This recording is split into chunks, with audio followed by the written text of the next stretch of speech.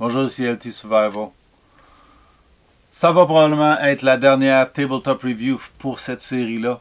Parce que, j'ai plus de couteaux.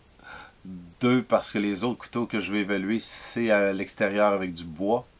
Il pleut. Fait qu'on ne fera pas d'extérieur tout de suite. On va en faire un petit peu plus tard, probablement, quand le froid va vraiment commencer. Donc, restez à l'écoute. On va regarder le Brawler 1990. OK, 1990, le numéro de modèle de Kershaw, ligne chinoise.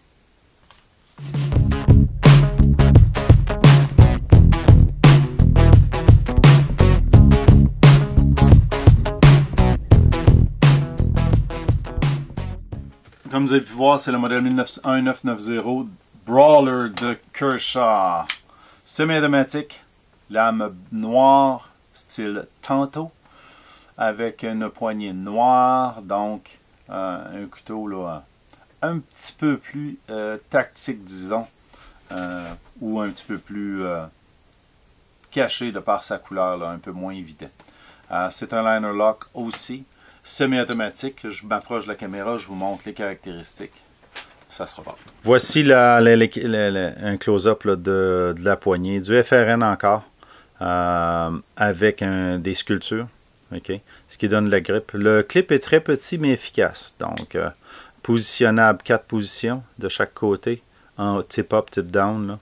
Le levier est vraiment, le flipper est vraiment minimal, okay, mais il fait une bonne garde de l'autre côté. Des jimping ici sur l'insert, pas grand chose, juste donner un peu de traction un peu plus quand on l'a dans le fond de la main, mais pas énormément à sentir. C'est un petit peu plus efficace au niveau en avant ici avec les jimping que sur la lame qu'on voit ici. Okay. Par contre, pas très agressif. Le thumb stud est un peu difficile à atteindre pour pouvoir déployer la lame, malgré qu'elle est semi-automatique, mais on a un flipper. Le flipper est minimal, mais vraiment efficace là, au niveau du déploiement. Ça déploie très bien. Il n'y a pas le même clank que mon Oso Sweet, mais quand même un bon déploiement ferme. Ce couteau-là aussi a encore un boulon avec une vis pour le pivot. Même chose pour les vis, pour les skills. On voit ici, ce sont de petits boulons accompagnés d'une vis en torx. Il y a du jimping en arrière ici, ça je ne l'ai jamais senti. Un pilier à l'arrière, sculpté noir, comme la lame, donc avec le même type de couvert. Les liners ne sont pas ajourés. Et le lock-up est parfait. Toute la pièce est à l'intérieur, puis elle ne dépasse pas le 50% de la lame. Donc, une position relativement parfaite.